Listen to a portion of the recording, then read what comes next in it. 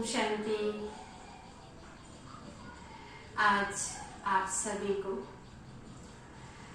नवमी की हार्दिक शुभकामना। आज माँ दुर्गा का नवमी अर्थात सिद्धयात्री का अर्थात सिद्धात्री देवी का आज 9वें दिन का नवमी की सारे भारत में उपासना भी हो रही है, आराधना भी हो रही है और गायन पूजन भी हो रहा है, क्योंकि आज की जो देवी है उसको सिद्धिदाता अर्थात सिद्धात्री कहते हैं, क्योंकि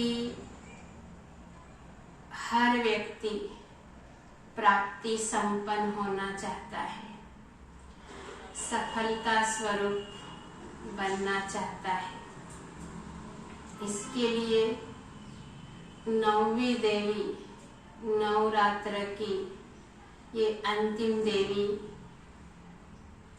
अंतिम दिन, अंतिम देवी, जिसको कई जगह पे महालक्ष्मी के रूप में याद करते हैं, कोई जगह पे मीनाक्षी देवी के रूप में याद करते हैं और कोई जगह पे सिद्धिदात्री के रूप में याद करते हैं। जैसे माँ का नाम है सिद्धिदात्री, तो नाम में ही माँ की प्रसिद्धि है। कैसे? क्योंकि सिद्धि यानी जो भी उपासना करने वाला भगत है, भक्तगण है, तो हर व्यक्ति सिद्धि प्राप्ति चाहता है। तो माँ का जो नाम है उससे ही प्राप्ति हो जाती है, क्योंकि हर एक को एक प्राप्ति नहीं चाहिए, हर कोई को सर्व प्राप्ति चाहिए। तो जो माता अर्थात जो इन प्राप्तियों को अपने अंदर धारण करने वाला है, वो संपन्न स्वरूप भी है, संतुष्ट स्वरूप भी है, सफलता स्वरूप भी है, सर्व सिद्धि स्वरूप भी है, और वही उसके उपासक या भक्त को वो सर्व सिद्धि प्राप्त करा सकता है। इसलिए माँ का ये नाम सर्व सिद्धिदात्री। दूसरी बात हम ये देखते हैं कि नारी का भी जो स्वरूप है, रूप है, वो भी जब नारी पूरा जीवन जीकर जब बुढ़ापे के तरफ आगे बढ़ती है, यानी बुजुर्गपना आता है, बुढ़ापा आता है, तो नारी का भी यही स्वरूप हो जाता है। कौन सा? कि जैसे जैसे वो बुढ़ापे के नजदीक आती, तो उस समय उसका दिल भी बड़ा फ्राक दिल हो जाता है, और फ्राक दिली के हिसाब से, फ्राक दिल माना विशाल दिल, विशालता, बड़ा मन। तो उस बड़े विशाल बुद्धि के अंदर या दिल के अंदर हर एक के प्रति उसके मन में भी दुआएं, आशीर्वाद और हरेक को सफलता का वरदान ही देती रहती है। और उसकी बुद्धि में यही आता है कि जो भी उसके सामने कोई भी आए, हरे को वो यही कहती है कि आपके जीवन में सफलता हो, आपका जीवन फूले फाले, सफलताओं से आप क्या हो जाओ, भरपूर हो जाओ। ऐसे उसकी अंदर से दुआएं, कृपा ही बरसती रहती है। तो नारी का ये बुजुर्ग स्वरूप। लेकिन एक बात ऐसी आती है कि आज जिस घर में जहाँ पर भी नारी, जहाँ पर भी कोई बूढ़ा व्यक्ति देखने में आता है, कोई बूढ़े व्यक्तियों की व्यथा सुनो तो बहुत भयानक, यानी कि ना सुनने वाली जैसी होती है।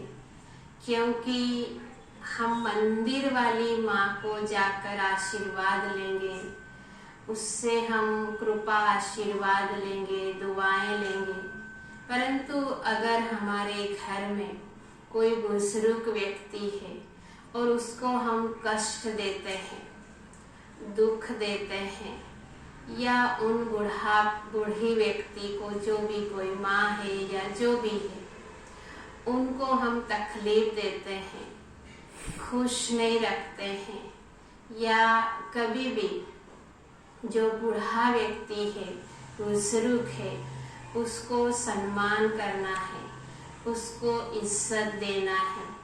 पर कोई बार ये देखने में आता है, आज हम इतने सारे अनाथालय क्यों देख रहे हैं या धर्मशाला क्यों देख रहे हैं? क्योंकि जिन माताओं को, जिन बुजुर्गों को क्या नहीं मिलता है, घर में इज्जत नहीं मिलती है, सम्मान नहीं मिलती है, या अपने ही बेटों से, अपने ही बच्चों से, अपने ही परिवार से वो दुखी होकर, कष्ट पाकर वो अगर धर्मशाला में चली जाती है या फिर अनाथालय में चली जाती है, तो भला मंदिर की देवी से हमको आशीर्वाद कैसे मिलेगा? मंदिर की देवी तो क्या, लेकिन परम पिता परमात्मा भी क्या है, हमको माफ नहीं कर पाएगा। इसके लिए कभी भी सबसे पहले जो भी हमारे घर में बुजुर्ग है या बूढ़ा व्यक्ति है, सबसे पहले उसको इज्जत देना है, सम्मान करना है, तभी जाकर हमको ये जो सिद्धात्री देवी है, ये हमको आशीर्वाद देगी। और जैसे हम बड़ों का आशीर्वाद लेते हैं, कभी भी ये नहीं कहते हैं कि बड़ों को सम्मान नहीं करो। देवी की या ये नवरात्र हमको क्या सीख दे के जाते हैं? यही सीख दे के जाते हैं। तो इस देवी से हमको जो 9 निधि, अष्ट सिद्धि, अष्ट प्राप्तियां जो होती है, और ऐसे ज्ञान की सिद्धि प्राप्त होती है, अविनाशी ज्ञान की जो बुद्धि है, जिसको हम दिव्य बुद्धि कहते हैं या विवेक कहते हैं, ये भी हमको प्राप्त हो जाता है। और ये देने वाली माँ ही है, जो कि माँ ने भी परम पिता परमात्मा से ये सर्व शक्तियाँ पाकर हम सभी आत्माओं को सफलता स्वरूप बना रही है। और यही 2 शब्दों को विराम देती हूँ।